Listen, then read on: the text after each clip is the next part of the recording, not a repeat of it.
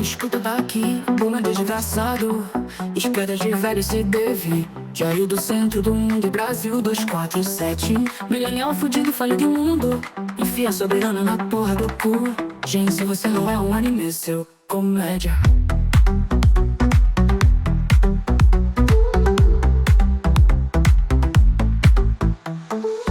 Escuta daqui, bunda desgraçado.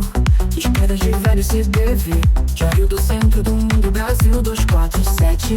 Milenial fudido, falha de mundo. Enfia soberana na porra do cu. Gente, se você não é um anime, seu comédia.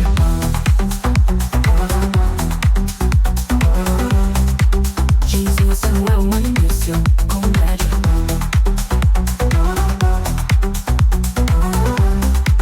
Gente, se você não é um anime, seu comédia. Gente, se você não é um anime, seu comédia. Gente, se você não é um anime, seu comédia. Gente, se você não é um anime, seu comédia. Gente, se você não é um anime, seu comédia.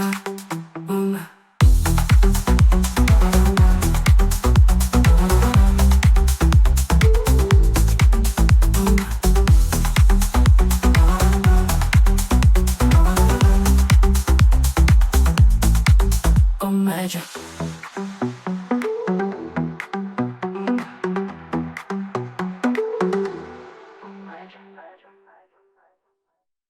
Isso. Legal. Está gerando seu número da sorte. Preciso que o senhor me confirme em linha, caso o senhor seja o ganhador, para entrarmos em contato, tudo bem? Tá bom, deixa eu tirar uma dúvida. Qual é esse sorteio é o quê? Vocês vão presentear o quê? O sorteio será um mês de banho e tosa grátis, ou o senhor tem a oportunidade de pedir 3 mil no Pix também. Nossa, que legal, cara. Vamos lá. O que eu faço? Tudo bem, eu apenas vou estar gerando seu número da sorte. Preciso que o senhor me confirme em linha, tudo bem? Tá ótimo, maravilha. Eu gerei, chega na tela inicial do seu WhatsApp, contém 6 dígitos numéricos. Certo. Pode me informar, por Sim, gentileza? é 248 Sim, 239. 239. Isso. Um momento. Tá. Por que desconectou rápido, filha da puta? Peraí. Tia, eu achei que você fosse passar o número errado. Não, eu esqueci. A Polícia Civil do Distrito Federal desmantelou, nesta terça-feira, 8 de abril, uma organização criminosa acusada de aplicar golpes com o famoso truque do bilhete premiado. A operação apreendeu diversos carros de luxo que estavam sob o poder dos criminosos. 2 Porsches, Boxster Spider e uma Macan, um Jaguar, um Ford Fusion, um Hyundai Creta, uma Mercedes e um Dodge Journey foram levados para o pátio da 11ª Delegacia da Polícia do Núcleo Bandeirante. 4 pessoas foram presas, 2 homens e 2 mulheres. Continua? Lê inteiro? Sim. Beleza. Não, sim, mas que surpresa que tem Porsche envolvido e DF, né? Continua. Sim, acho que a primeira red flag desse parágrafo é o Porsche. Pelo menos 4 pessoas entre 60 e 84 anos foram vítimas do grupo, acumulando prejuízo de 3 milhões de reais. A reportagem conversou com uma vítima e parente de outras pessoas lesadas pelos grupos. Todos preferiram não ser identificados. A abordagem... Quantas pessoas? 4. 4 pessoas entre 60 e 84 anos que foram vítimas. 3 milhões de prejuízo. Foram 4 pessoas que foram... Conforme o Metrópolis, pelo menos 4 pessoas, aí sim, entre 60 e 84 anos, foram vítimas do grupo. A abordagem era 60 e 84. 60 e 84, isso mesmo. Continuando. A abordagem era a mesma. Uma mulher aparentando ser de origem humilde aborda a vítima. Abre aspas. Ela fala que não sabe ler, que precisa ir para um determinado lugar que não conseguiria chegar, relatou a vítima. Abre aspas, a vítima disse. Ela faz um Deus nos acuda da história, continuou. Em seguida, aparece outra pessoa.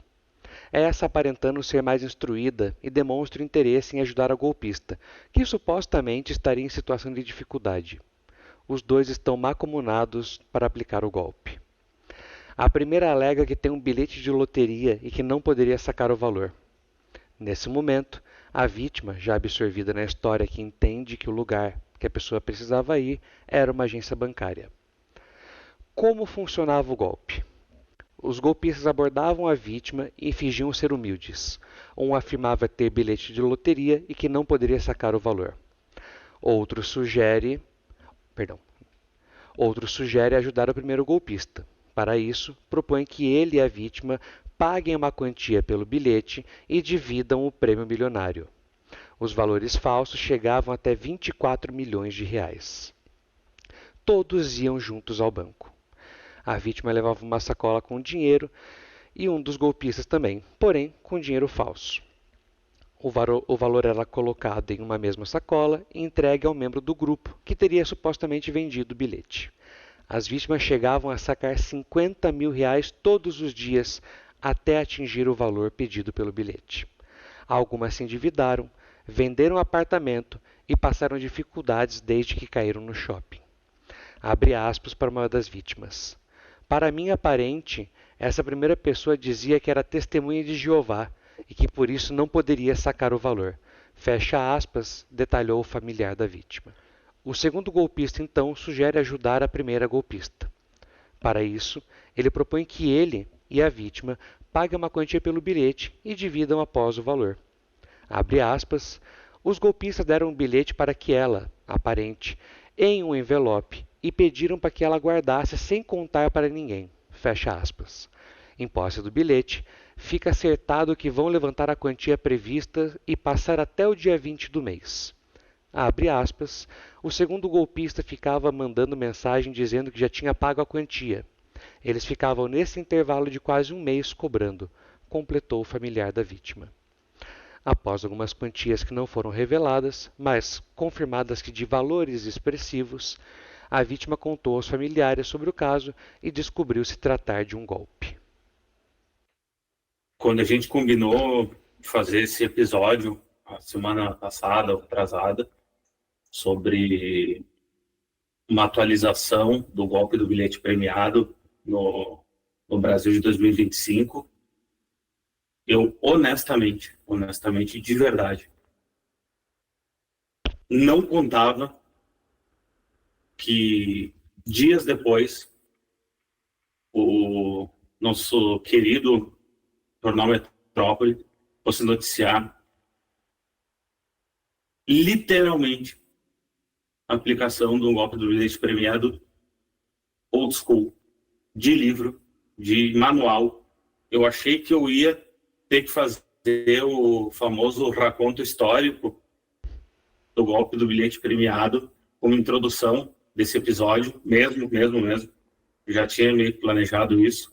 Eu estava aqui comentando com o Lex Trismegistus que na primeira temporada do podcast, lá em 2021, eu acho, durante a pandemia, um dos primeiros episódios foi sobre o golpe do bilhete premiado, e golpinhos, assim. E já em 2021, né, que pode ter sido ontem, mas com aceleração progressiva das dinâmicas, né, no contexto cibernético, já é bastante tempo.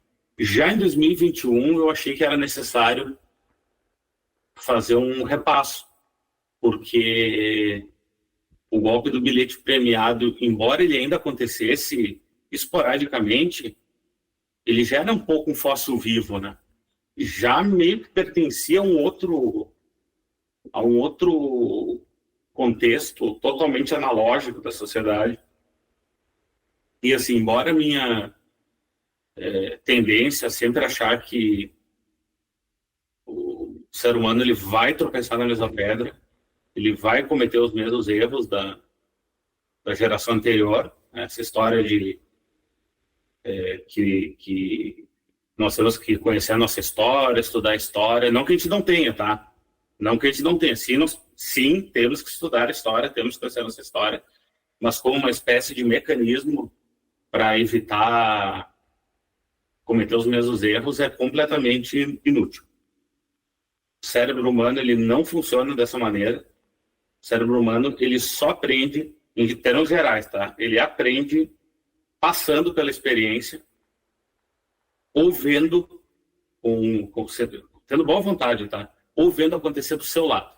Quando o troço está muito afastado na linha do tempo ou no seu meio de relações, no seu núcleo de relações, aquilo parece que nunca vai acontecer ou se torna quase uma ficção. E aí a gente volta com o problema de que todo mundo acha que só sua mãe pariu filho esperto, né?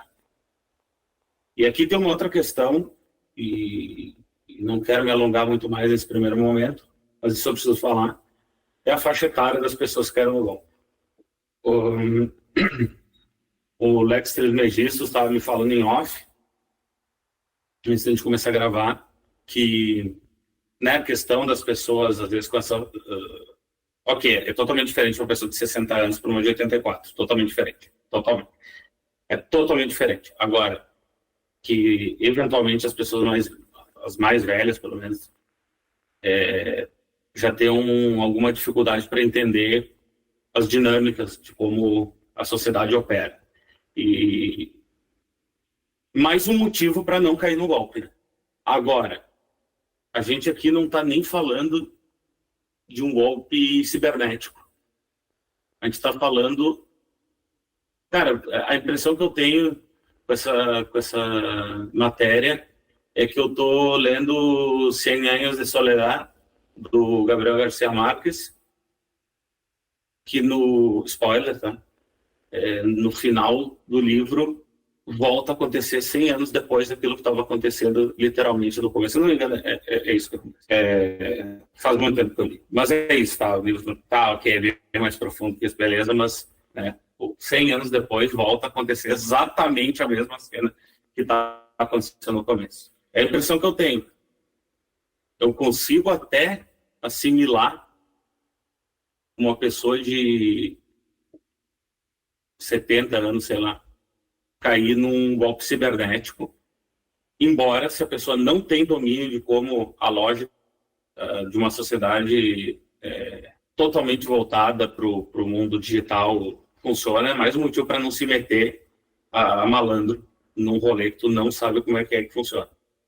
Mas daí para cair, cara, no mais prototípico dos golpes brasileiros, que ele pode não ser uma exclusividade do Brasil, mas no Brasil ele encontrou o solo fértil perfeito para a execução do golpe.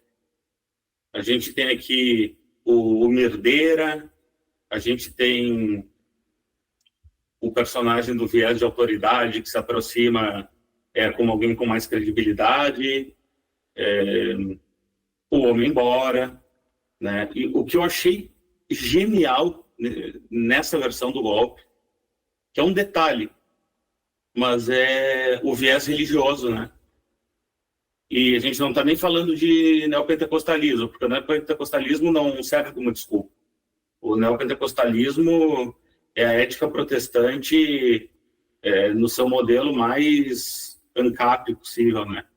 Mas o Testemunho de Jeová realmente leva a sério esse tipo de coisa, né?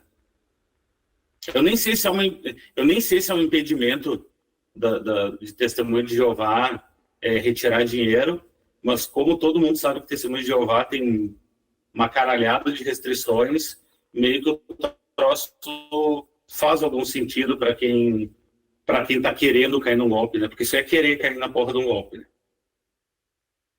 Eu não acho que é só querer cair no golpe.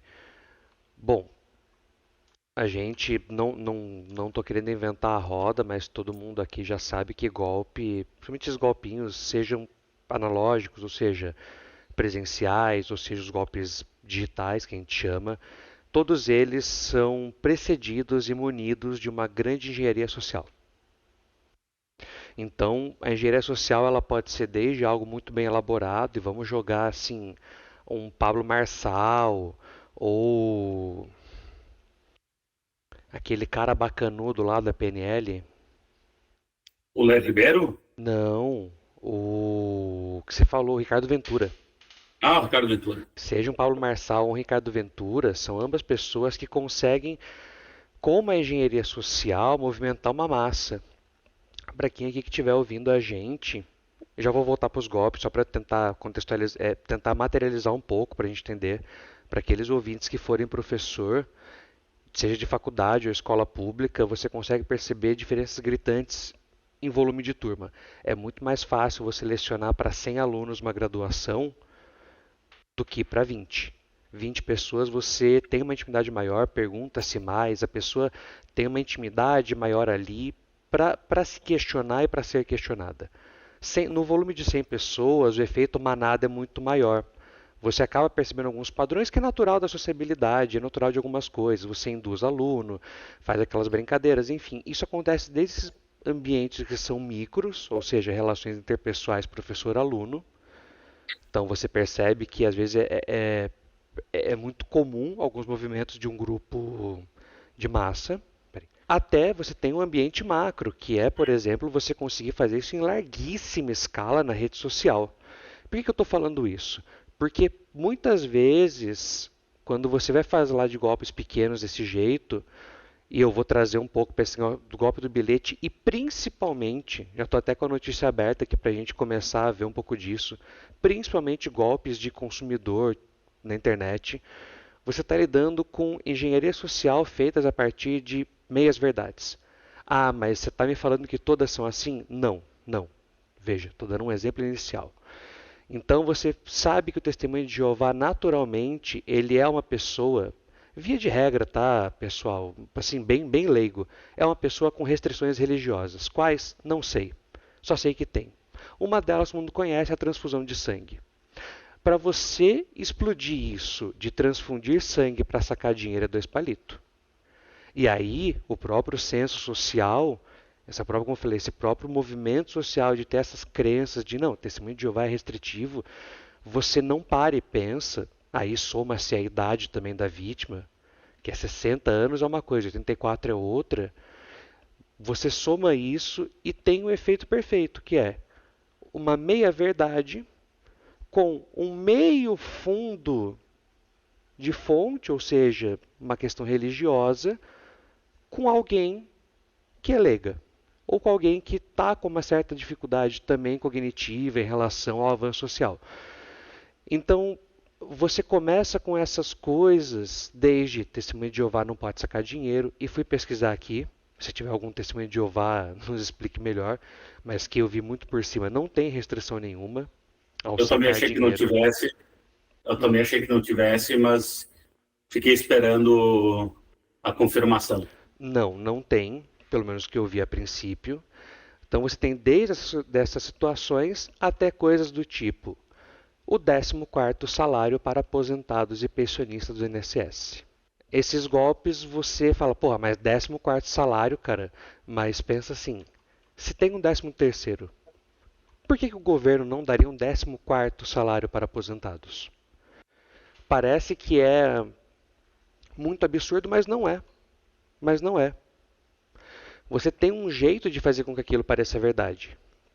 Clique no link, venha para nosso aplicativo, nosso site, nosso e-mail. Você vai ser induzido por coisas muito parecidas à realidade. Veja, você pode pegar e-mails do tipo aposentados@1nss ou aposentadosinss@gmail. Porra, parece que é burro? Sim, mas pegando o gancho de volta do golpe do bilhete, você não precisa de uma grande efetividade. Você precisa de poucos acertando esse golpe. Eu não acho que é o que não acho que é somente o que o Deep falou em relação ao fato de que, porra, você lê isso e parece que você voltou no tempo. Não, eu acho que é mais uma questão de filme cult. O golpe do bilhete virou filme cult da história brasileira. É um clássico você ter esse tipo de golpe. E ele não morre porque ele funciona. A engenharia social perpetrada por trás dele é de fato muito efetiva, porque ela é simples. E tem pessoas leigas suficientes para caírem no simples, seja você alegar o fundo religioso no testemunho de Jeová, seja um golpe do bilhete premiado, seja o golpe do 14º salário, ou, por exemplo, até pegando um gancho aqui da matéria do Globo, em 11 de fevereiro saiu a seguinte notícia. De acordo com um estudo da OLX, o Brasil teve 3,5 bilhões de prejuízo em golpes na internet. O levantamento aponta que as principais fraudes foram falso pagamento. Só o falso pagamento representou 46% dos golpes no Brasil. E são falsos pagamentos, como a gente pega desde casos simples no escritório, de pessoas clicando no link do SMS porque a compra falsa foi aprovada, e a pessoa clica na porra do link, ela vai para um atendente falso, ela vai cair no golpe, mesmo a porra do banco dela falando que não faz esse tipo de chamada. Ah, mas tem informativo do banco. Não adianta, porque a gente tem e aí talvez até o Deep fale um pouco melhor, a gente tem alguns efeitos psicológicos que vão fazer com que a gente seja facilmente induzidos em algumas situações. Então é muito mais algo de você explorar esses pequenos gaps que tem na mente humana, e aí você pode ser desde um Pyong Lee, que vai ficar ali no seu hipnotismo, nem estou criticando a técnica, estou falando de um jeito meio amplo e até um pouco jocoso mesmo, que ele vai te trazer para aquele tipo de arte, apresentação, que seja, até para a pessoa que ela vai ficar falando bonito com você e na hora que viu, simplesmente tu perdeu teu cartão de crédito. São coisas facilmente exploráveis e que todo mundo está suscetível, uns mais, outros menos. Dá para a gente começar a dividir faixa etária e tal, mas a ideia não é ficar levantando dado de qual a faixa etária que mais se fode em golpe. A ideia é entender o seguinte, isso é um pouco de parte do nosso caráter do brasileiro.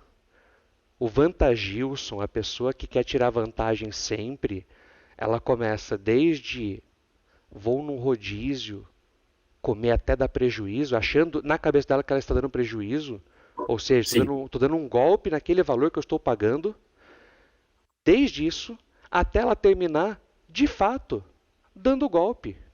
De fato, agindo como um cliente conhecido meu das antigas, que lá pelos anos de 2002, quando a internet ainda era mato, esse cara começou um e-commerce em 2002 para venda de móveis.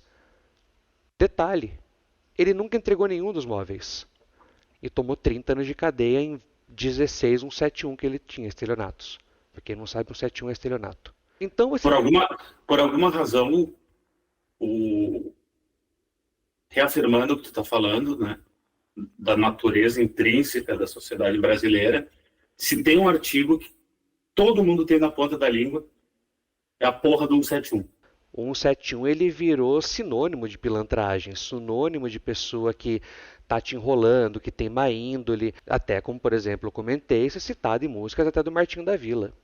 Tem outros artigos, como o 121, o 57, largamente citado no Racionais, mas estamos pensando em coisas mais intrínsecas à sociedade. E o 171 ele faz muito parte disso. Primeiro pelo fato de que é um artigo muito antigo, lá da formação do Código Penal, ou seja, parece que eu estou viajando, mas não, nós estamos falando de um artigo que tem pelo menos 70 anos de existência. Pelo menos 70 anos de existência, sim, muito bem já estabilizada no meio criminal. E isso sempre fez parte de nós, desde o analógico, e eu gosto de trabalhar com essa questão temporal, para você imaginar que em 1939 o Código Penal foi escrito, e em 1939 já necessitava você ter um artigo do estelionato. Porque essa figura já existia, e veja, gente, se tem lei, é porque tem história. Sim, se tem placa, tem história. Sim. Tem placa, tem história. Tem placa, tem história. E com a lei não é distinto. Para a gente ter um estelionato já no começo ali do livro, relacionado a esse tipo de crime, você percebe que tem uma importância. A configuração do código ela traz uma importância. E a partir disso você entende uma coisa. Se há quase 100 anos atrás essa porra já estava lá, imagina o volume de estelionato que não tinha no Brasil nessa época. E que não mudou. Não mudou. Não mudou. Você tem algumas adaptações e tem a criação dos clássicos. Assim como o 171 ele é folclórico na língua popular, o golpe do bilhete também o é. Interessante disso tudo que você estava falando, da reafirmação de que ele funciona porque ele é simples e ele é prototípico, né? E aí a gente vê como ele mexe com símbolos que são extremamente caros às pessoas, né? Que está numa espécie de inconsciente coletivo brasileiro. Vou insistir nisso.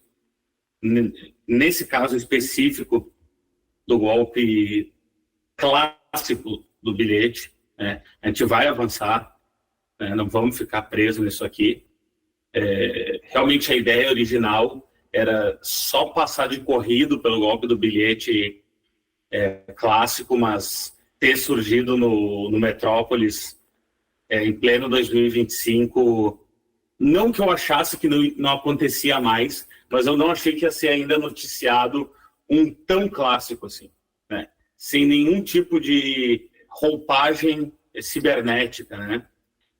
Então ele mexe com alguns símbolos que são bem caros, né? Que estão no inconsciente coletivo brasileiro, que é o humildão, né? A pessoa humilde, né? Com essa santificação da humildade, né? A gente já deve ter falado 1 milhão de vezes o quanto isso é talvez a maior falácia da antropologia brasileira. E também a sua contraparte, né? O seu oposto complementário, que é o engravatado, o verboso, né? O viés de autoridade, que é basicamente um picareta que pode estar ou muito bem vestido ou com um terno mal cortado. E É o Pablo Marçal. É um Pablo Marçal. Só que geralmente, até, desculpa interromper, você tem uma configuração que o Pablo Marçal acho que é a figura mais midiática, mas você consegue ter um grande filho desse charlinismo cultural, dessa humildeira, junto com o cara bem vestido, que é a história dizendo que eu saí fudido, mas eu cheguei onde eu tô. E por isso eu tô aqui também para te ajudar. Sim, é o arco do herói que vence e retorna aos seus para uma espécie de messianismo que ao mesmo tempo o sujeito é o Messias, mas também ele é o atravessador, né? Ele não é um Messias inatingível, ele é o Messias que não precisa nem ser buscado, ele vai te buscar. Com certeza. Aqui é um tipo de iniciação é uma espécie de iniciação compulsória, né? Não é tu que busca a iluminação, é a iluminação que vai te encontrar. E essa iluminação sempre vai te encontrar, seja numa vertente evangélica, dizendo que Deus colocou nós dois nesse caminho, então a gente deveria se encontrar, ou quando a pessoa ela não vai pelo rumo evangélico, ela vai falar genericamente que o universo ou o acaso nos trouxe aqui e eu senti que eu precisava estar aqui nesse momento falando contigo, mesmo eu não te conhecendo. Eu quero logo mesmo passar para esse estágio da nossa conversa. Eu preciso, só para fechar isso aqui, falar que pese toda a engenharia social e o quanto ela é efetiva, o quanto ela, por mais tosca que ela seja na sua aparência, por alguma razão ela funciona, mas que individualmente esse golpe ele funciona principalmente pela ganância da pessoa que está sofrendo o golpe. E se não for por ganância, e é por ganância, tá? Mas dando o benefício da dúvida e sendo benevolente, tá?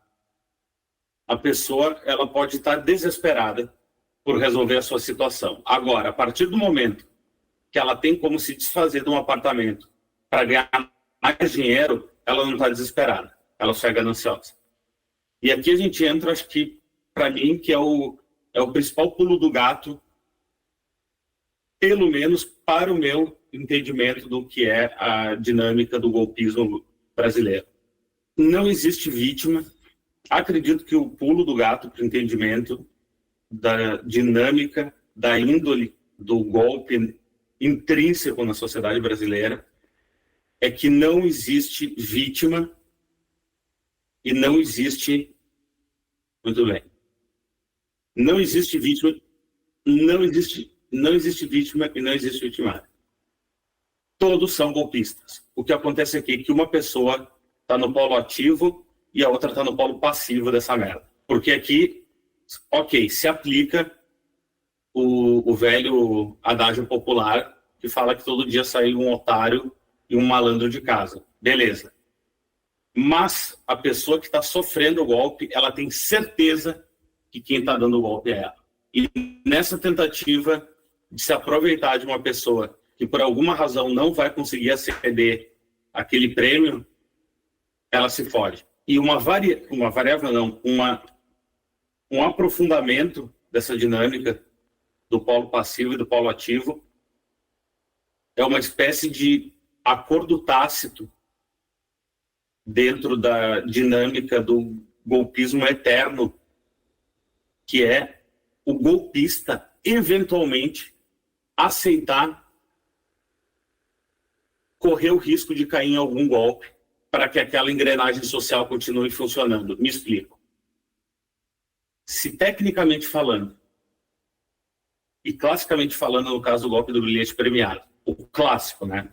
O prototípico que vem de décadas anteriores, que é esse aí que a gente viu, mas desenhando ele perfeitamente, a coisa mais importante para que esse golpe funcionasse é que quando aparece o segundo ator, ou seja, a pessoa que aparece ali demonstrando um viés de autoridade, ela tinha que ser um homem branco. Ponto. Porque isso vem de outra época, etc. Até hoje, né? Mas isso vem de outra época. Agora a gente pega um caso famoso que aconteceu há uns anos atrás, do farol dos bitcoins. Era um cara preto, com uma cara de picareta que não é possível que alguém...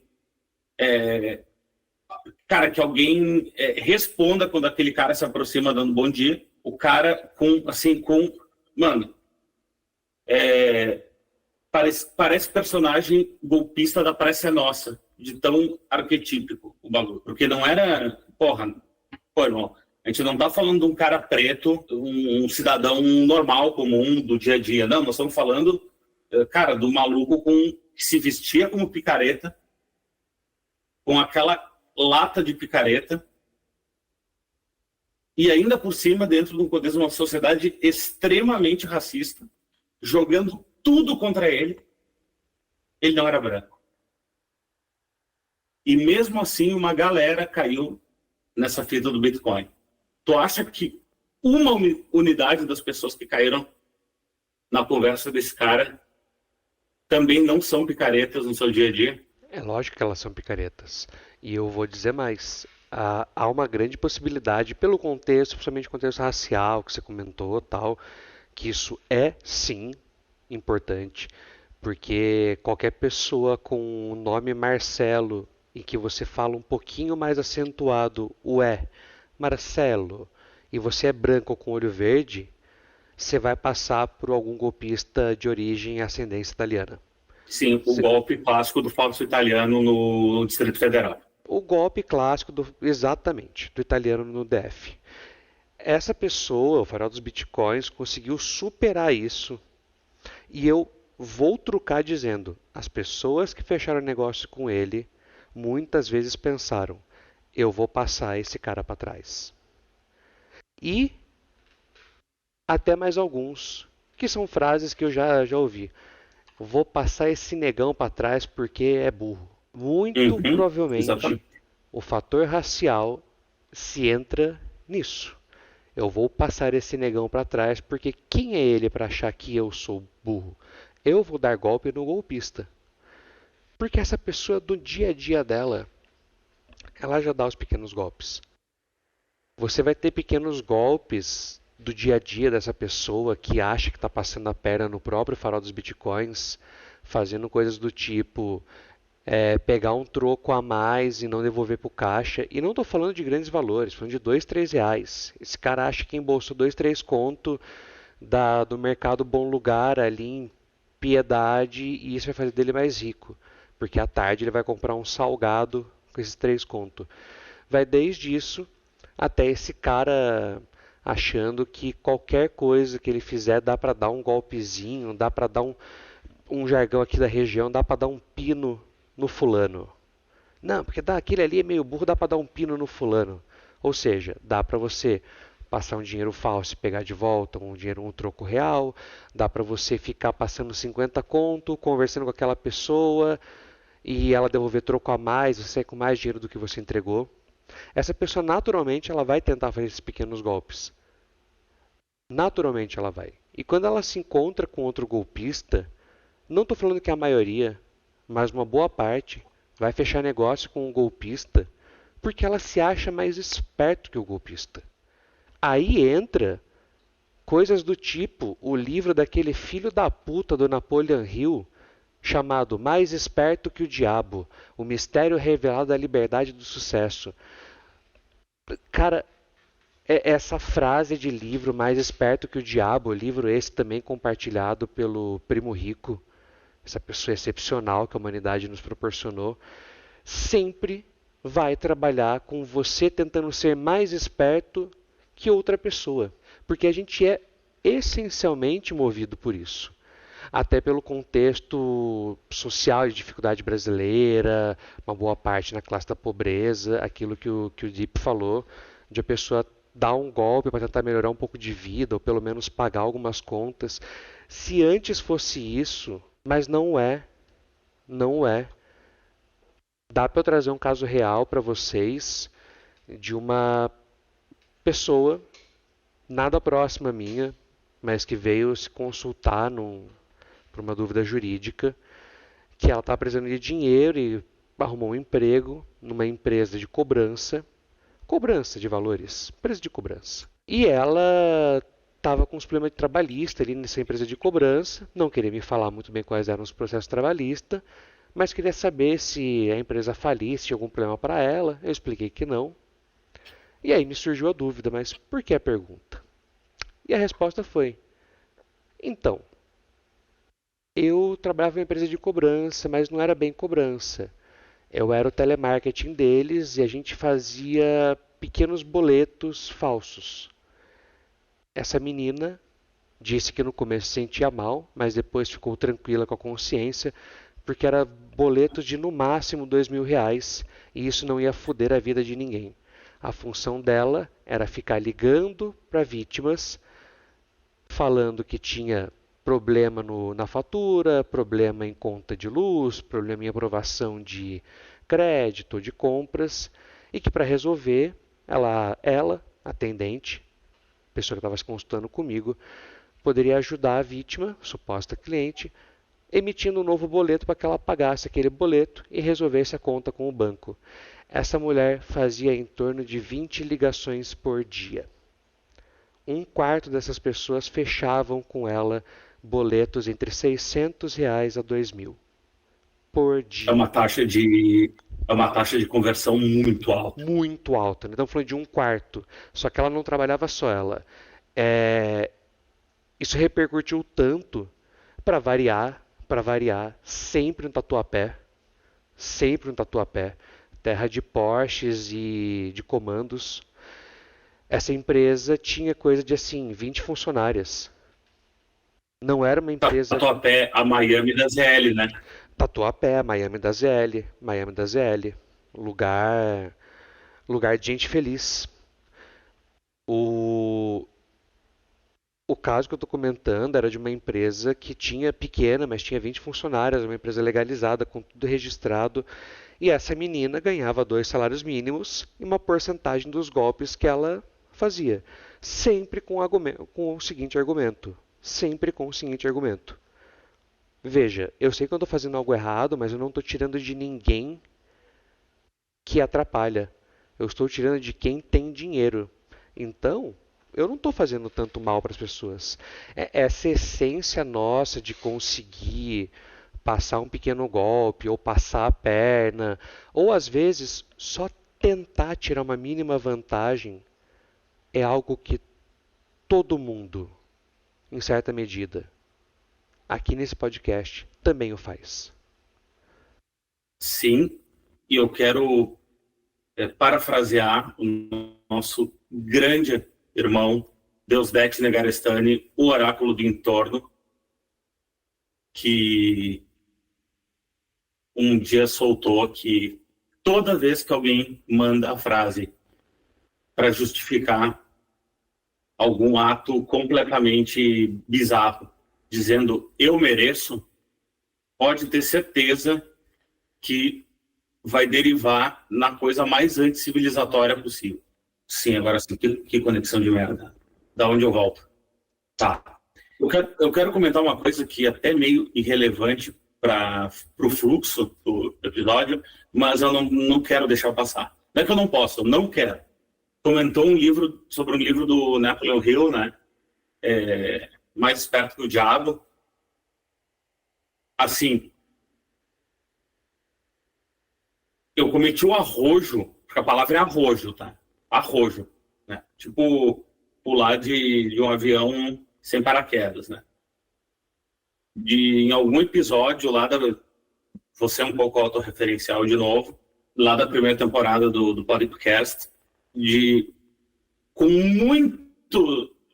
muita parcimônia, fazer um certo elogio a alguns aspectos de um dos livros do Napoleon Hill, que aliás foi o único que eu li, né?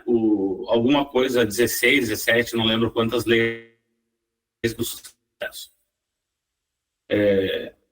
Eu fiquei curioso, que conexão de merda. Em um dos episódios lá do começo do podcast, eu resolvi com muita parcimônia e deixando claro que é um tipo de coisa que tu tem que ler com os dois pés atrás, fazer alguns elogios a um livro único que eu li do Napoleon. Cara, vai tomar no cu essa conexão. Cara, que país inferior essa Argentina, mano. Nada funciona nessa merda, mano. Caralho, cara, eu quero um serviço funcionando bem nessa merda desse país. Não quero dois, um só.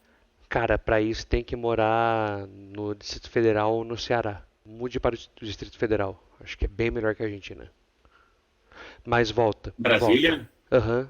Eu cometi o arrojo de fazer um elogio com muita parcimônia do único livro do Napoleon Hill que eu li. O 16, o 17, o 18 leis para o sucesso, não lembro quantas são as leis. E assim, cara, sempre, deixando claro que é um livro que tu tem que, cara, ler com os dois pés atrás, com muito senso crítico. Muito senso crítico. E, cara, eu não lembro exatamente o que eu falei, mas deve ter sido algo no sentido de, ele não inventa nada ali, ele basicamente pega algumas, no meio de muita cascata, óbvio, ele pega algumas premissas que vêm desses conhecimentos empíricos, pré-científicos, e que alguns deles depois foram, de certa forma, confirmados pela neurociência, e outros não, enfim, né? Cara, ele dá uma roupagem começo do século XX, para conhecimentos bem mais antigos, assim. E aí, repito, tem que pegar com muitas pinças, porque a maior parte do livro é cascata, né? E aí, um cara que eu fiquei até amigo, o Travona, e, cara, um cara que eu até fiquei amigo, o Grossi, que é advogado, também, inclusive, me falou, cara, tu já leu um artigo de um cara chamado Matt Novak sobre o Napoleon Hill? Aí eu não. Aí ele me passou o link. Inclusive, depois comecei a seguir ele. É Matt Novak, @PaleoFuture, no Blue Sky e no Twitter. E, cara, esse cara é um jornalista de Nova York e que, basicamente, ele fez uma matéria gigante sobre o Napoleon Hill, destrinchando o quão picareta era o maluco, que é muito pior do que eu já imaginava, assim, muito pior. E assim, porra, não, picareta de carreira, assim.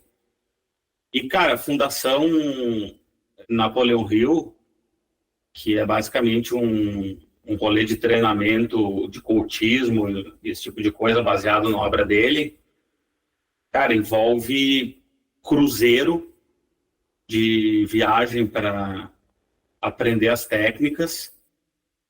E, cara, o bagulho é basicamente uma forma aceita piramidal, né? Como não poderia deixar de ser. Para surpresa de 0 pessoas, né? De um sujeito que atrai exatamente esse tipo de público, né? Porque uma coisa é tu pegar um livro desse cara, dar uma lida e dizer, olha, isso aqui é até interessante, mas, pô, mano, isso aqui é foda, né? Agora, é o tipo de literatura que entra quase como conhecimento religioso para picareta de carreira. Pra caralho, pra caralho. Você tem livros e personalidades que já são deidades pro mundo dos golpistas.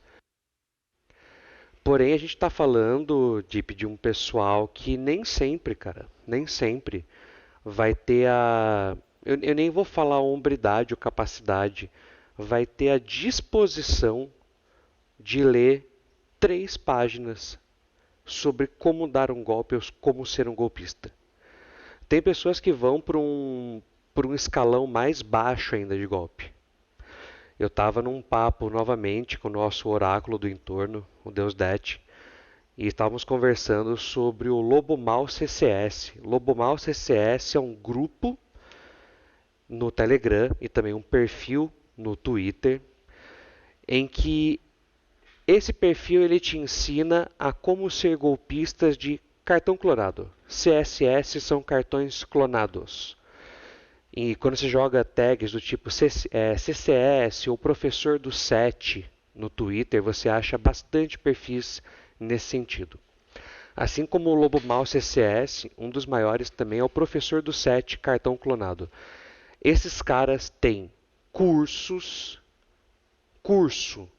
que tu compra em plataforma, o link tu consegue pelo Telegram, aonde você aprende a clonar cartão, fazer fraude eletrônica, roubo de identidade e aprovações em contas bancárias.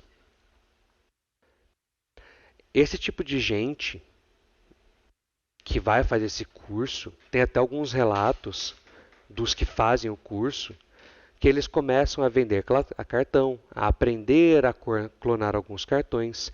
E tem coisas do tipo assim, os criminosos vão oferecer pacotes de cartão clássico por R$35 com um saldo de 300 conto.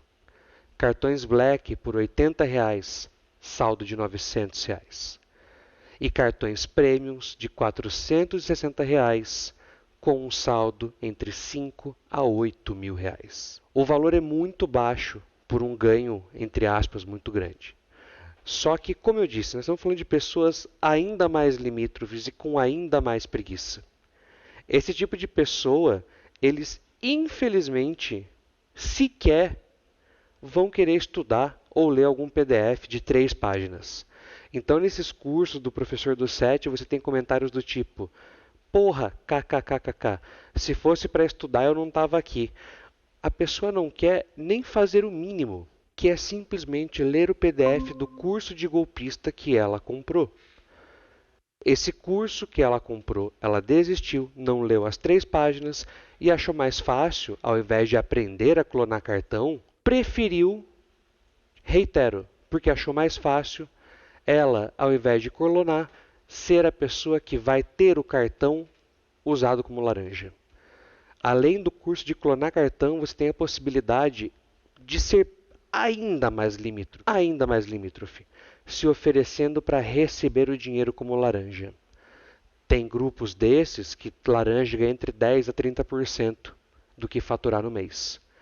Grupos de Bitcoin, de meme coins, para lavar dinheiro, você ganha R$1.000 para poderem abrir uma conta falsa no teu nome e lavarem dinheiro nela. Então hoje tem cursos que eles vão além do dar o golpe. Tem cursos de golpe passivo, ou seja, tu dá o golpe, usa a minha conta como laranja e para ninguém se fuder. E eu depois invento uma mentira caso a casa caia. Chega a ser pior, porque a pessoa ela não quer ter nenhum empenho para passar a perna no terceiro. Essa pessoa quer que um outro terceiro passe a perna numa pessoa e use ela como laranja. Para quê? Para que eu, não tendo esforço, ganhe uma grana. Por quê? Eu vou ser mais esperto. Isso é basicamente o rentismo do golpe, né? É o rentismo do golpe. Eu vou ficar parado aqui, deixando a minha conta ali rendendo, aspas, lucro, e todo mês eu tiro 30%.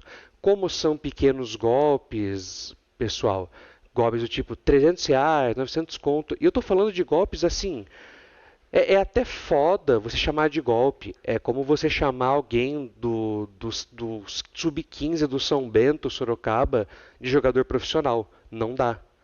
Não dá. É a mesma coisa. Porque essa pessoa ela não vai pegar esse cartão clonado ou essa conta dela como laranja para comprar uma casa. Não.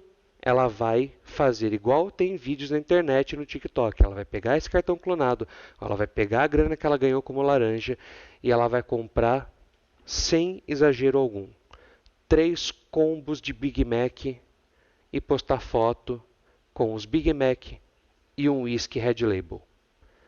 Ela vai torrar a grana que ela ganhou nesse rentismo golpista para ficar comprando Big Mac ou Red Label falso em adega.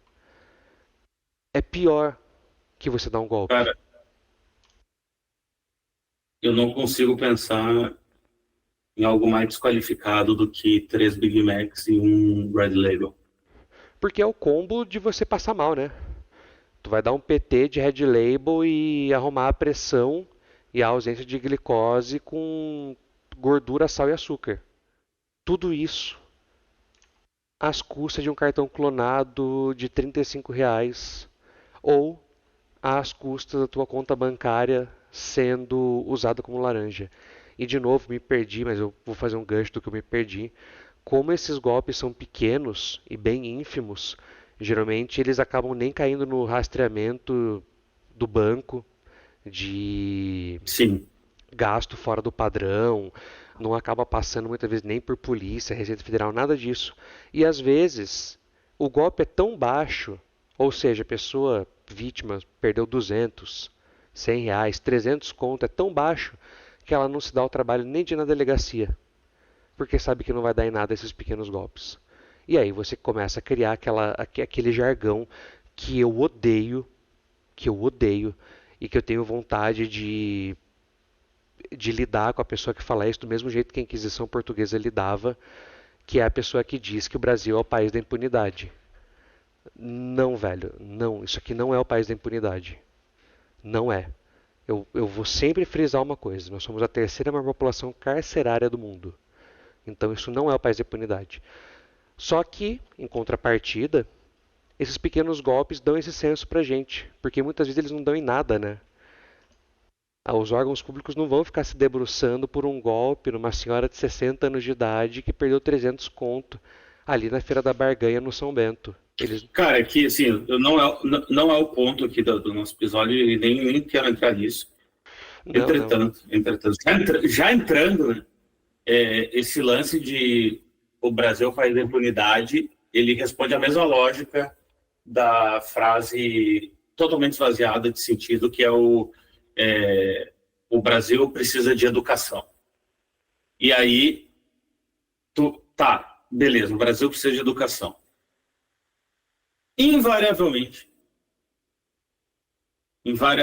é tipo 100% das vezes que eu escutei essa frase sair da boca de alguém, respondia a basicamente um anseio pessoal ideológico que era basicamente uma espécie de taxismo cultural um pouco mais sofisticado.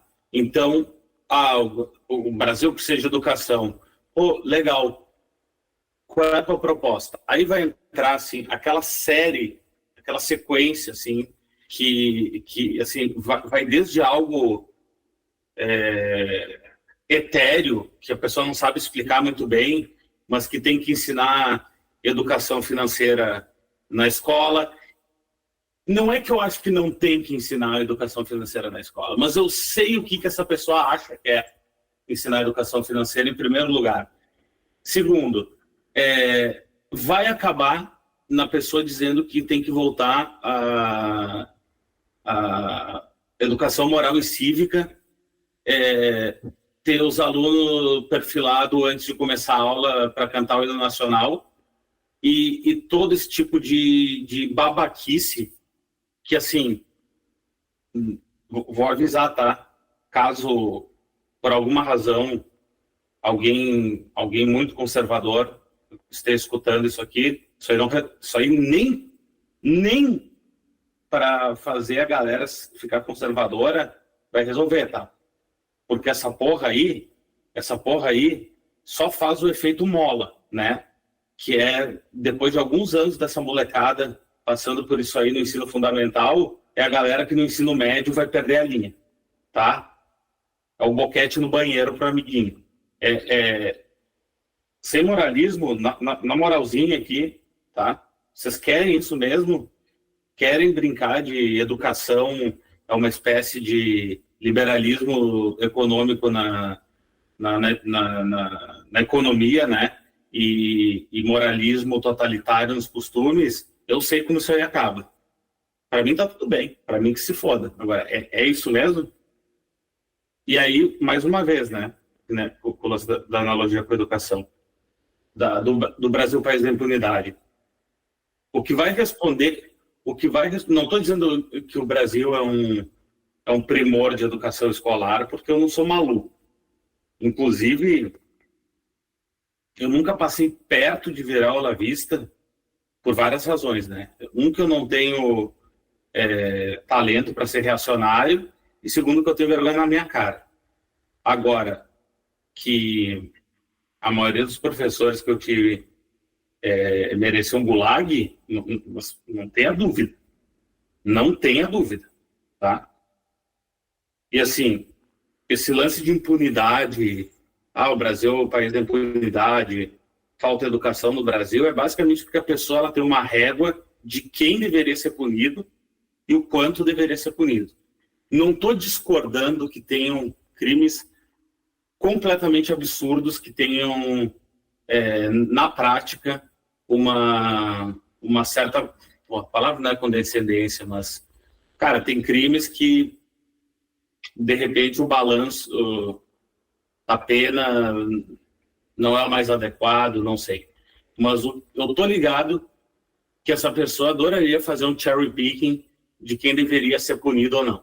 Todo mundo tem que ser punido por igual. Cara, eu até tenho um certo respeito por esse tipo de ultra punitivista reacionário, se ele está sendo verdadeiro, o que é muito raro. É tipo, não tem essa, irmão. É pobre, é rico, fez merda, vai pra cadeia. Beleza. Esse cara, ele pode ser um alucinado, mas pelo menos ele tem vergonha na cara dele. Mas não é isso que acontece na prática, né? Lógico que não, porque esse filho da puta, ele vai sempre vir com aquela máxima. Porque o pau que bate em Chico também bate em Francisco. Só que, pra ele não é nem Chico nem Francisco. Ele é o cara que tá batendo. Pra ele tem que ser esse cara. Ele muitas vezes, aí eu vou pegar o arquétipo do CEO de MEI, é o empreendedorista brasileiro, é o cara que largou um trampo de segurança difícil, 12 por 36, mas à noite, mas razoavelmente bem remunerado. E esse cara hoje ele resolveu fazer alguns bicos ali de empreiteira. Então, pintura, serviços elétricos, que era algo que ele já gostava, tal, e o Brasil tá difícil. E entra sempre naquela. E quando você olha para esse cara, ele passou a perna em todo mundo que ele prestou serviço. Esse cara, ele deveu para toda pessoa que ele chamou para trabalhar junto. Ele não pagou nenhum das pessoas que faziam bico para ele de maneira correta e em prazo. Mas a grande dificuldade são os outros, nunca ele. Porque no fundo, Sim, aí esse cara vai virar o Uber, vai virar e ele Uber. vai dizer que na realidade ele não é Uber, em pleno 2025 ele vai ver que esse papo que na real ele não é Uber, ele está Uber, e que na realidade ele é construtor, né? E isso, ele é construtor e ele podia ser mais bem sucedido se não fosse as outras pessoas passando um golpe nele. Quem são as outras pessoas? O funcionário, o cara que fazia bico para ele, o adolescente que ajudava na obra de fim de semana ou no contraturno escolar. Essas pessoas é que fuderam ele. Essas pessoas, não, porque fulano me passou um golpe, cobrou de mim 1.000 e poucos reais aí numa ação trabalhista. Ou quando nem ação trabalhista, vamos para menos para eu não trazer para o jurídico de novo, que infelizmente é um vício meu. Vamos pensar no dia a dia. O cara tomou uma pressão do pai do adolescente que trabalhava com ele no fim de semana e por isso ele ficou com medo e não apareceu mais na obra, perdeu um serviço ou outro. Para esse cara, o problema nunca foi ele ter atrasado o pagamento do adolescente ou deixado de pagar.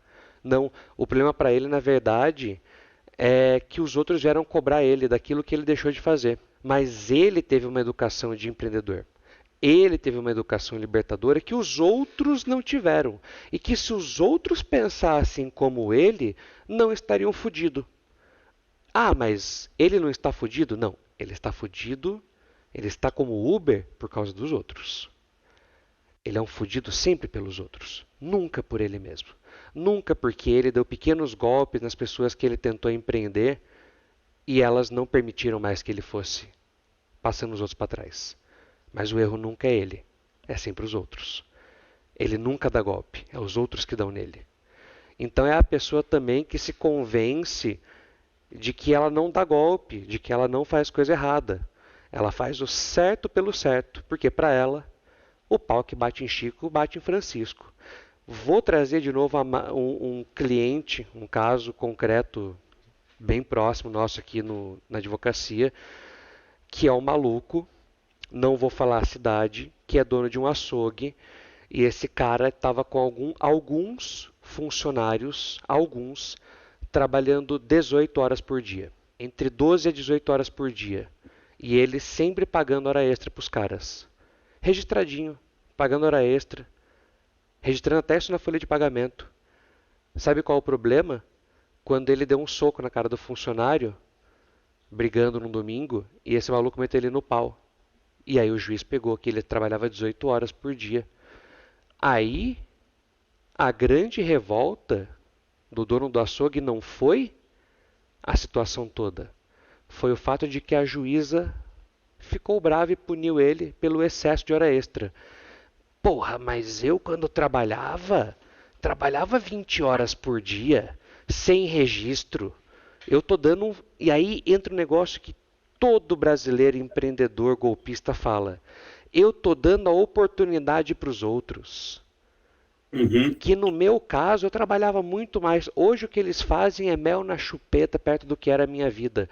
E esse maluco, na realidade, trabalhava só 10 horas por dia num trampo sim de merda, mas que nem se compara ao que ele fazia com os funcionários. Mas não, o erro nunca é dele. O erro nunca é das notas falsas e da água na carne que ele colocou. O erro nunca foi da ausência de pagamento correto. Nunca foi o erro dele a ausência de funcionários pela metade.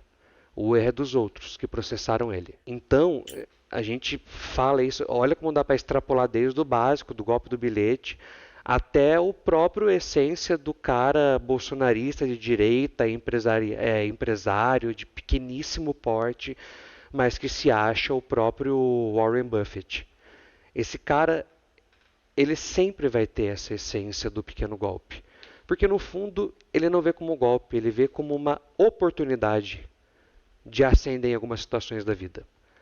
E a depender do teu nível moral, ele vai falar que em algumas oportunidades a gente tem que fazer algumas coisas para não ser passado para trás. Eu quero aproveitar e falar de um filme argentino chamado El Patrón, La Radiografía de un Crimen, que é basicamente um cara trabalhando em regime análogo à escravidão e dá ruim, né?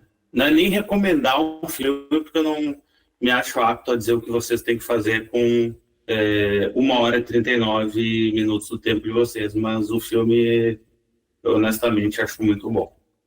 Uma coisa que me fascina desde que eu era muito jovem, muito mesmo, assim, é que eu nunca conheci o ladrão de uma LTDA. Eu nunca conheci o ladrão de uma sociedade comercial.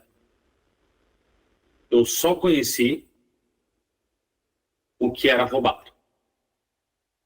Eu só conheci o filho do cara que foi roubado. Eu só conheci a neta do cara que foi roubado. Durante anos, eu pensei, e eu estava vendo um pedaço da roda, mas não a roda inteira, que aquilo se tratava apenas de uma inversão mau caráter do que realmente aconteceu. Ou seja, ok, claro, estatisticamente, eventualmente, alguma pessoa que te conta essa história, né, não vai estar mentindo. Assim, em vários casos. Você, cara, a pessoa só está invertendo. Certeza que, na real, quem roubava era teu pai. Só que o tempo vai nos dando mais vivência, a gente vai conhecendo muito mais casos, a gente vai vivenciando, né, coisas, estou sendo um pouco redundante, e aí, finalmente, eu consegui ver a roda inteira. Os dois estavam sendo roubados e os dois estavam roubando. Essa é a dinâmica de uma sociedade comercial brasileira típica. Vai do mercadinho do bairro, a banca do Ceasa, até uma empresa de médio porte. Grande porte é outra história, porque aí tem diretoria e é outra parada. Mas, assim, da empresa de médio porte, que fornece peças para uma empresa maior, para uma montadora, até o vendedor de saco, embalagem, saco do Ceasa, tu vai ter um dos maiores problemas da nossa sociedade brasileira. E aqui eu não estou nem falando do golpe em si, mas ele é um facilitador de golpes, porque isso está impregnado na porra do nosso DNA, que é a nossa... E aqui eu me incluo, tá? Aqui eu vou me incluir. Aqui eu tô apontando o dedo na minha cara. A nossa total refração a assinar contrato, a combinar as coisas até as últimas consequências e deixar por escrito antes de começar qualquer operação de qualquer coisa que seja. E principalmente, aqui eu vou me excluir. Isso não quer dizer também que eu não incorra em erros, é claro que sim, tá? Claro que sim, mas de cumprir o que foi estabelecido. Então, e claro, em algum momento vai entrar a frase prototípica do filho da puta que vai te dar um golpe, que vai desde o sujeito que atrasou 5 meses, vai desde o sujeito que atrasou 5 meses a pensão do filho e ficou puto porque, né, porque teve que passar uma noite na delegacia, até o sujeito que vai pro pau no trabalhista porque ficou devendo 1 ano para um prestador de serviço. Abre aspas, fulano/fulana me sacaneou. A gente combinou no fio do bigode. O fio do bigode, velho. O fio do bigode. Esse fio do bigode deve ser extremamente longo, porque, porra, você nunca resolve nada. Pegando de novo, mais um caso trabalhista. Eu faço pouco trabalhista porque eu tenho bom senso, mas em época de graduação eu tive que assistir algumas trabalhistas e eu passei um dia inteiro numa vara judicial determinada aqui da região e eu vi o seguinte processo. Uma senhora japonesa, dona de uma empresa, bem senhora, tá? Bem senhora, contratou umas costureiras e não registrou, teve um padrão cagadas trabalhistas brasileiras. Entrou com a ação, foi para a audiência e a advogada da dona da empresa estava lá na audiência e disse que a cliente dela não iria aparecer.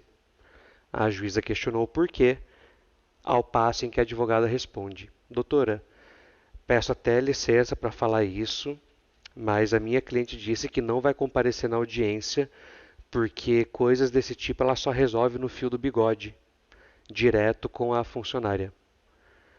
A juíza olhou e falou: olha, mas a senhora sabe que tem um risco. Revelei, ela falou: doutora, eu sei, eu orientei a minha cliente, ela é uma senhora, e disse que ela sempre resolveu as coisas na conversa e no fio do bigode, e infelizmente, processo ela não comparece, porque ela só resolve no fio do bigode. Eu acho que a gente já tá errando de chamar essa velha vagabunda de senhora, né?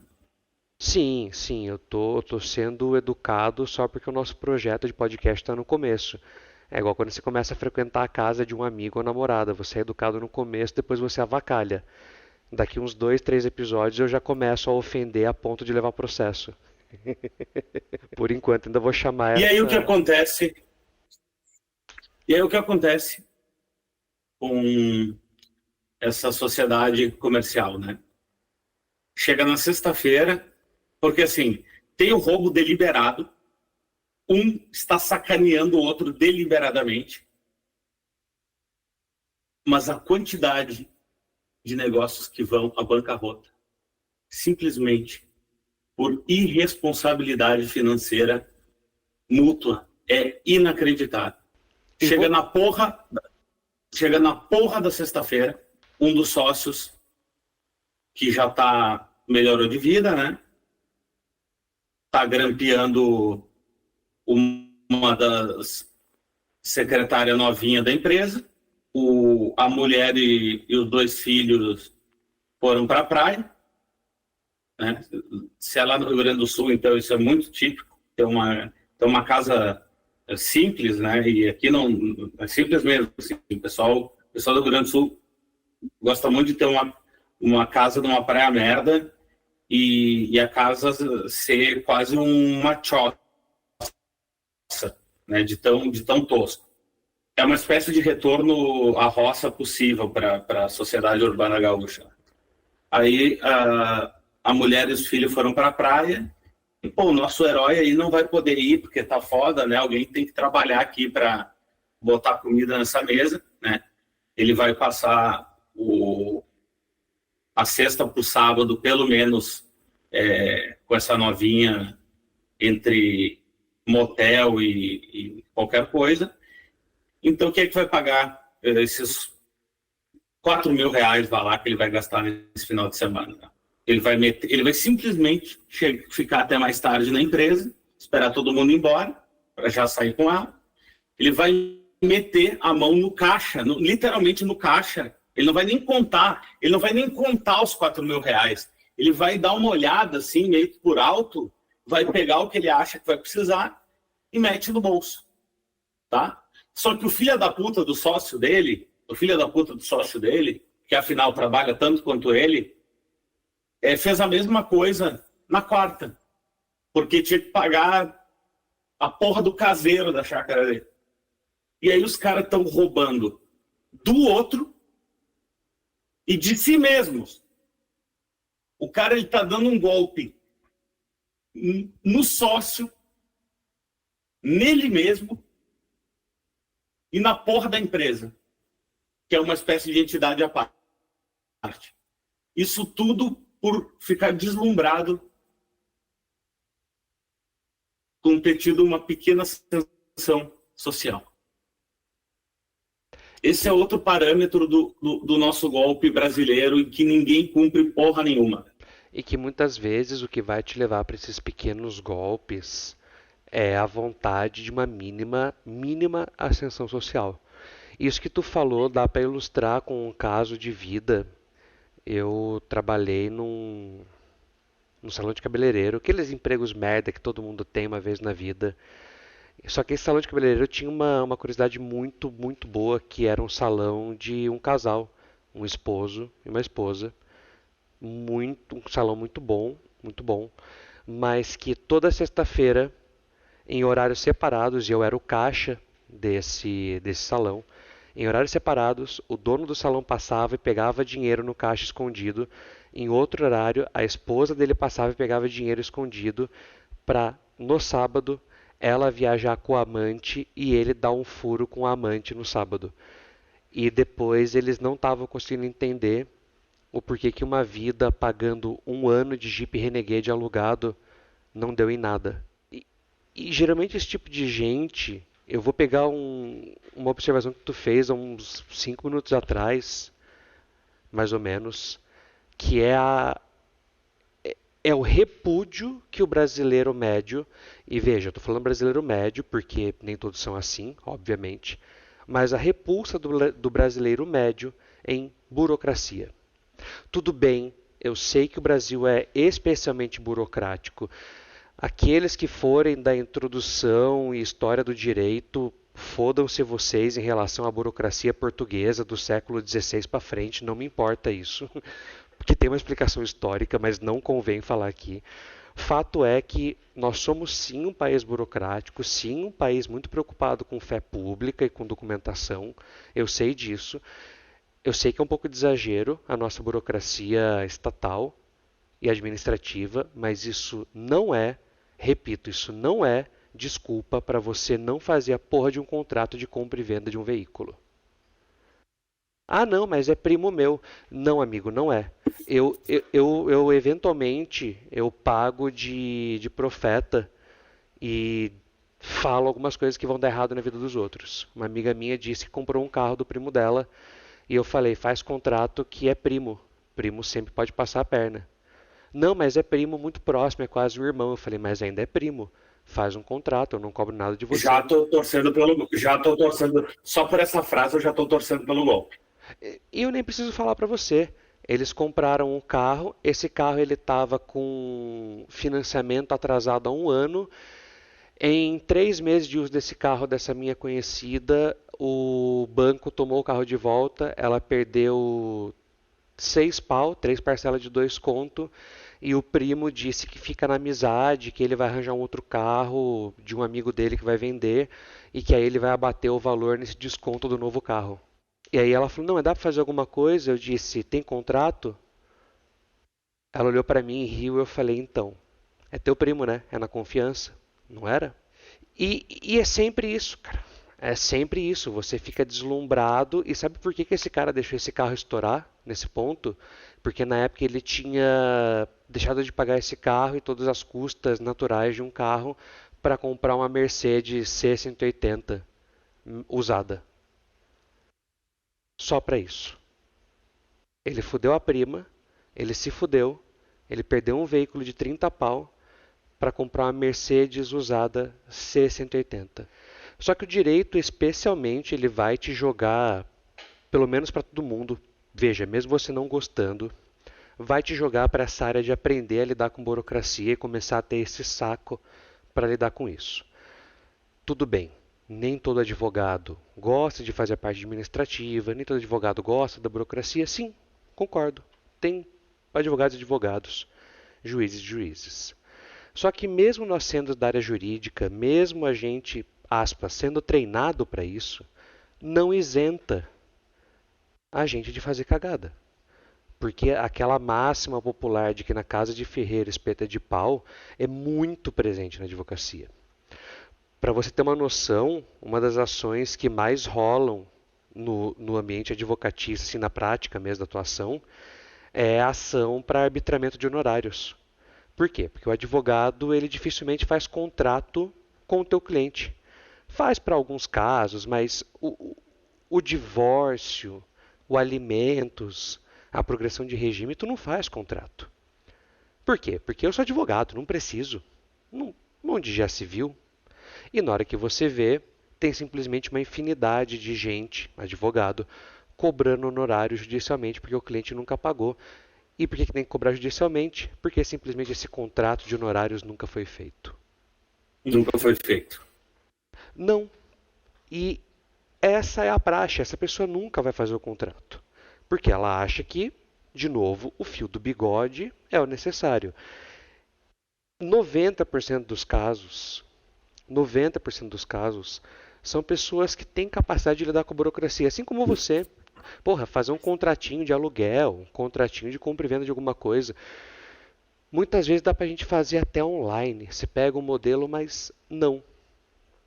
A gente, infelizmente, só amadurece depois que aceita que precisa passar por esse nível de burocracia. Você de fato tem um amadurecimento bem grande quando você fala, beleza, não tem meio o que fazer. E isso vai acontecer em momentos naturais do tipo entrar numa faculdade e ter que assinar um contrato com aquela faculdade, entrar num financiamento bancário de carro ou imóvel. Esses momentos vão acontecer. Só que aí você vai pegar esse momento minúsculo da tua vida que é durante, vamos lá exagerar um pouco, durante 6 meses você está se fudendo para a documentação do teu primeiro apartamento. Não, mas esses 6 meses são o suficiente para você virar o Paulo Cogos e falar que o Estado atrapalha o seu direito de comprar um imóvel, porque olha essa burocracia, e onde já se viu, e aí a gente está no sede vacantismo bizonho do Paulo Cogos, arrematando igreja, religião e a ausência do Estado para a liberdade suprema do povo. ANCAP e assessor. Exato. É o Paulo Cogos de ANCAP e o católicozão, que é o papagaio dele, de ombro, que fica andando e mexendo com esse cara. Por que eu estou exagerando um pouco nisso? Porque muitas vezes a pessoa que ela é incapaz de sair do puereternos, amadurecer e lidar com algumas burocracias do dia a dia, seja um exame admissional, caralho, ou seja, a compra de um imóvel, essa pessoa, quando ela não tiver esse senso de amadurecimento, ela vai falar que a culpa é do Estado e não dela, que não quer reconhecer a firma no cartório de um documento. O problema é o Estado.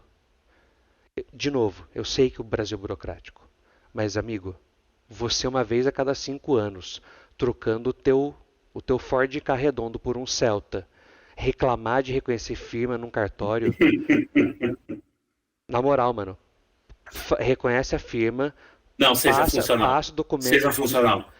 Não, é pior. Passa o documento do Celta pro seu nome, pega esse Celta e moe ele no primeiro muro que você achar. Que você não merece nem dirigir um Celta, velho. Pelo simples fato de que você não quer ser funcional. É muito básico. E aí você vai ter coisas do tipo.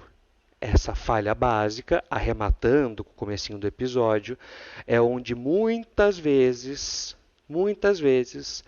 vão ser exploradas as brechas da engenharia social, da confiança e dos golpes. E eu não vou entrar, eu vou só jogar um termo diretamente do 7º círculo do inferno, eu só vou jogar o termo sem querer entrar, que é corretor de imóveis. Ah, porra. Eu já tava achando que... Eu tava pensando, cara, acho que... Pô, tá muito legal a conversa. Tô gostando real, assim, tô me divertindo. Mas, pô, acho que a gente já gravou muito. Depois pra editar vai ficar um saco. Acho que já dá para ir pro final, né? Só que aí tu soltou a braba. Aí tu conseguiu me mandar o bait certo. Eu sei quais as frases, quais as palavras-chave para trazer você de volta para o assunto. O corretor de imóveis. A ocupação preenchida pelos mais inferiores membros da sociedade, conseguindo ser mais inferior do que luthier de guitarra e baixo, 2, psicóloga de RH, 3, médico integrativo, 4, dono de escolinha de futebol de bairro e, finalmente, 5, advogado de corre de galeria de centro de cidade. O corretor de imóveis, ele inclusive pode ser, ao mesmo tempo, todas essas 5 que eu falei. Pra caralho. Pra caralho. A gente tava conversando hoje à tarde no privado e eu te falei o que eu tenho visto. O que eu tenho visto aqui na minha região de advogado limítrofe. E nem tô falando de pessoa que é burra, que é assim, não, tem uma dificuldade com o processo. Não, é a pessoa limítrofe, é a pessoa que ela deve ter uma certa dificuldade de andar e respirar sem engasgar no próprio ser. É a pessoa que ela, de fato, ela sabe dar pequenos golpes só com base na lábia. Todos, sem exceção, advogados que têm esse tipo de perfil aqui na minha região estão virando corretores de imóveis. Todos. Todos. Todos. Eles estão saindo dos golpes do direito para golpes imobiliários. E assim, eu tenho certeza que tem alguma coisa a ver com o uso capião. Que é um... Puta que pariu, velho. Que é um ambiente... Quando você... Porra, velho. Quando você coloca na mesma frase uso capião, corretor de imóveis e advogado, cara... Na moral, mano. Na moral, assim... Porra, mano. Ninguém espera a Inquisição Espanhola. Cara, eu nem sei por onde começar com o uso capião. Começa pelos nomes. Cara, o uso capião, ele é uma espécie de Eldorado do parasita picareta nacional. É uma espécie de pote de ouro no fim do arco-íris. Como chama juridicamente figura jurídica? O quê? Uso capião é uma figura jurídica, tecnicamente falando? Não, o uso capião é um... Não, eu sei o que é o uso capião, mas como a gente pode se referir juridicamente ao uso capião? É um instituto. Instituto, tá. Instituto.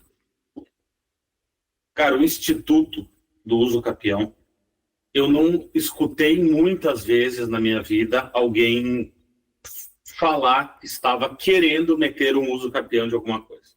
Que eu lembro, assim, quando me bateu aqui, de cara me lembrei de 3 pessoas.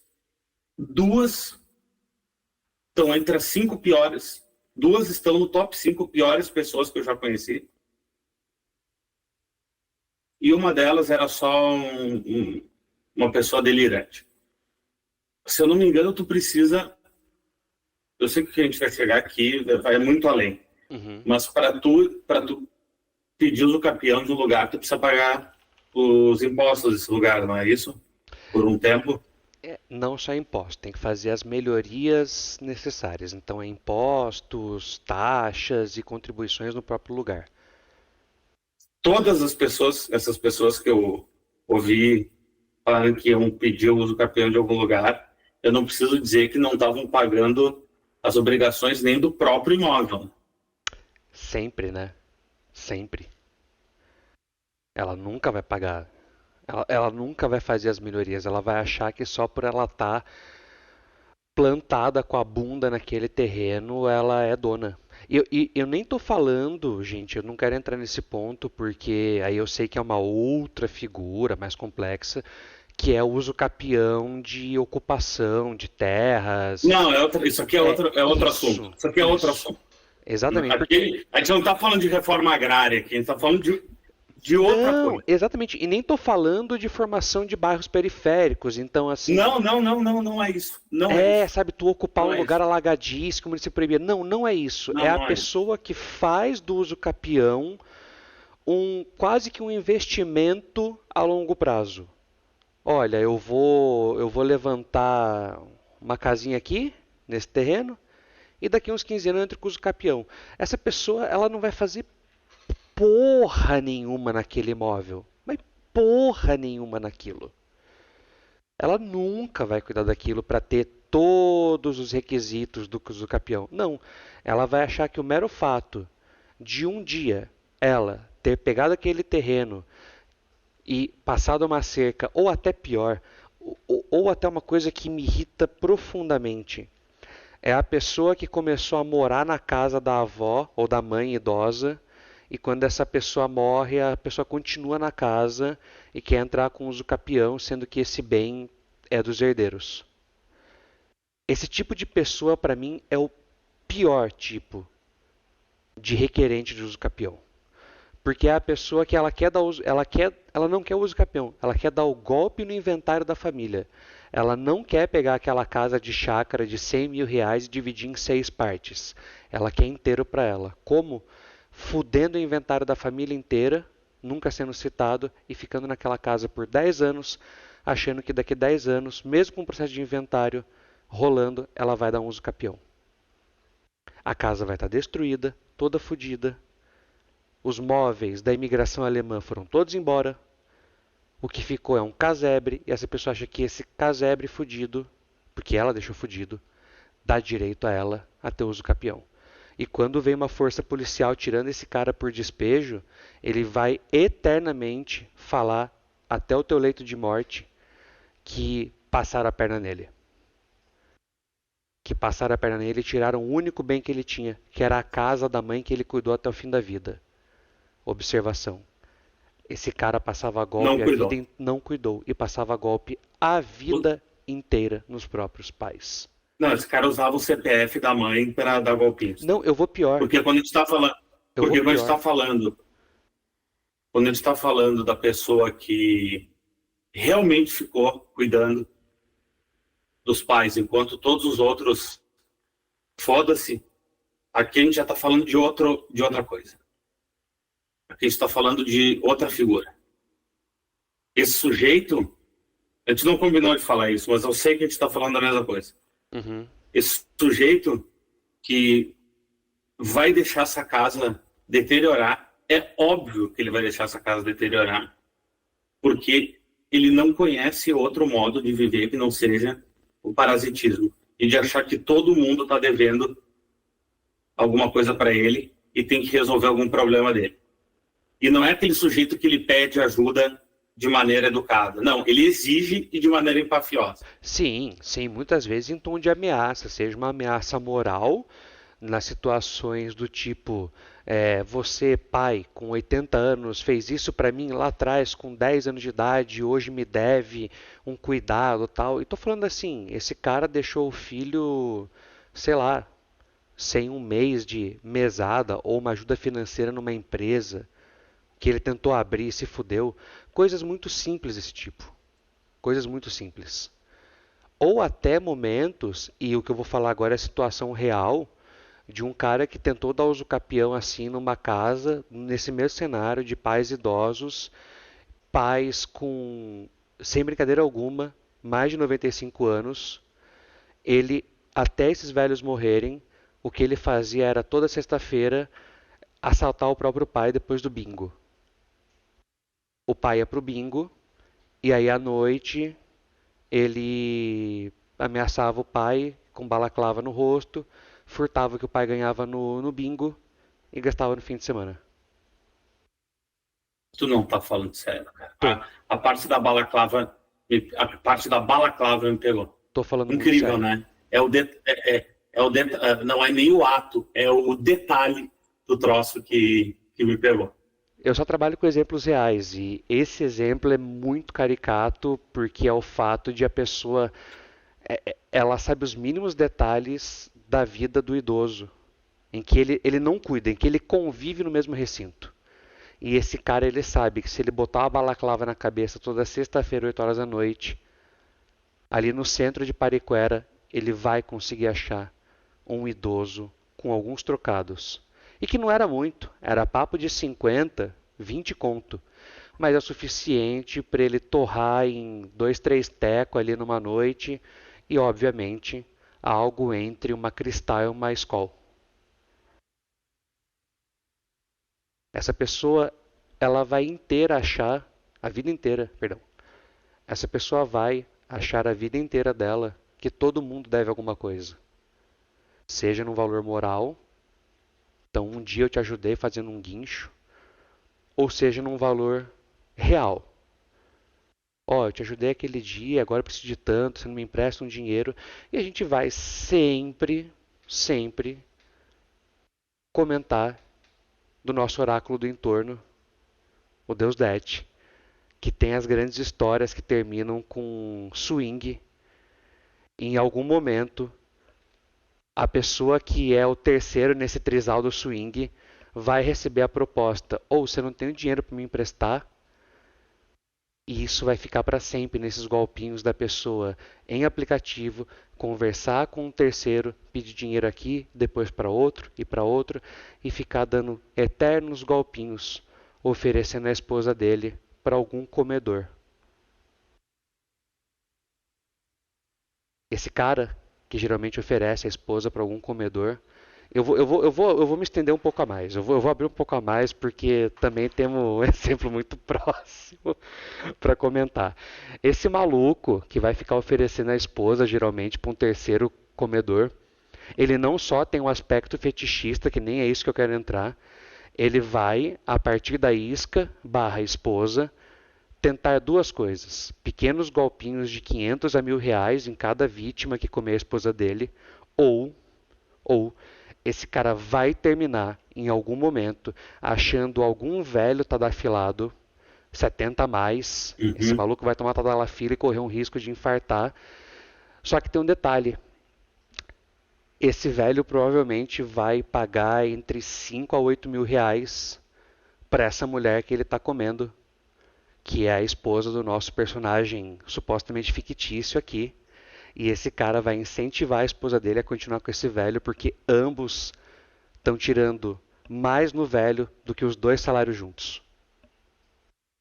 Dando um golpe, oferecendo a esposa dele igual uma isca de lambari, para que ele possa ficar com os 8 mil reais daquele velho tadafilado, comendo a cada 15 dias uma pizza de calabresa ou um lanche e torrando todo o resto dele em sites de pack de privacy, jogo do tigrinho e, escondido, caixas de cerveja a mais do que a esposa dele permite que ele tome por semana. A Andropausa, essa entidade tão...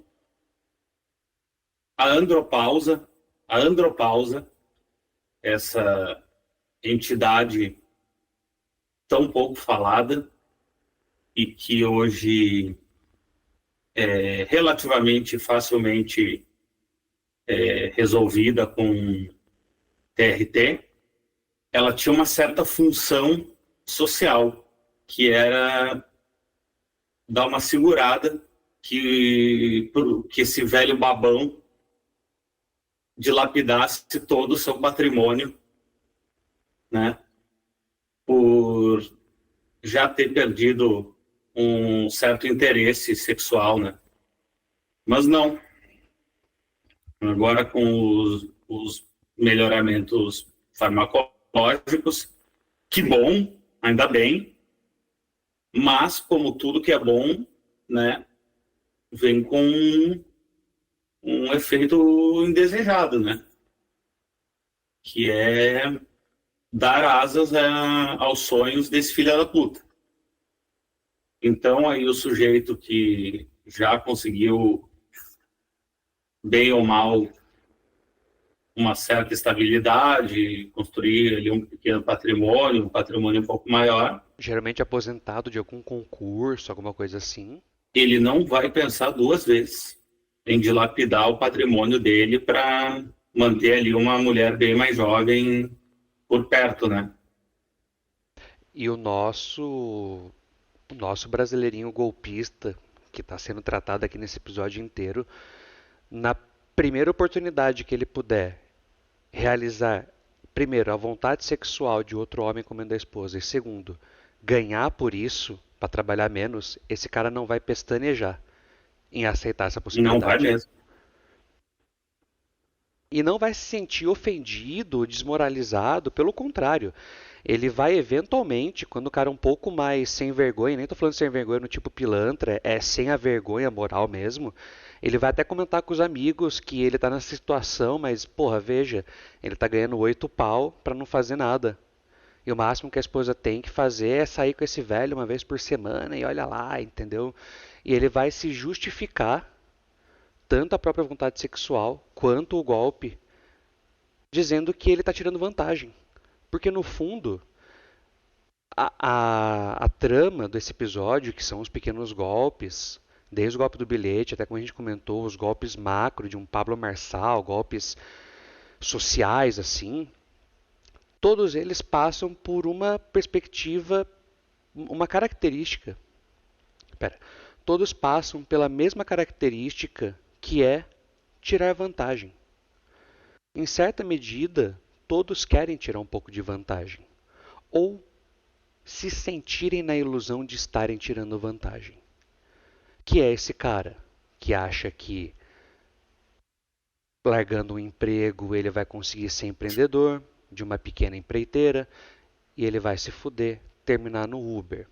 Vai estar infeliz como Uber, a esposa dele é auxiliar de enfermagem cuidadora, vai conhecer aquele idoso e é nesse que ele vê a grande oportunidade de ganhar mais com a esposa dando do que com o Uber. Ele vai largar isso, vai deixar a esposa dele saindo com esse velho, ele vai realizar muitas vezes uma vontade sexual ali reprimida, ou, quando não, ele vai ter a grande esperança de o velho se apaixonar por essa mulher, cuidadora dele, ele vai ficar com essa mulher até o fim da vida e ele torce para que em algum momento ele tenha um pingo de esperança que o golpe dele vai dar certo no momento em que esse velho deixar ou um carro ou um terreno para essa mulher. E quando não deixar carro e terreno para essa mulher, para essa amante ou sei lá o que seja, esse cara vai falar para a esposa dele a seguinte ideia: amor, o que você acha da gente entrar com uma ação de união estável contra esse velho? Aí a gente reconhece a sua união estável e consegue um valor depois por isso. É o caso do rapazinho lá de Gugu Liberato, que falou que era namorado do Gugu, tentou uma união estável e não deu certo. Esse pequeno golpista, esse brasileirinho que estamos comentando, ele vai até terminar nessa possibilidade.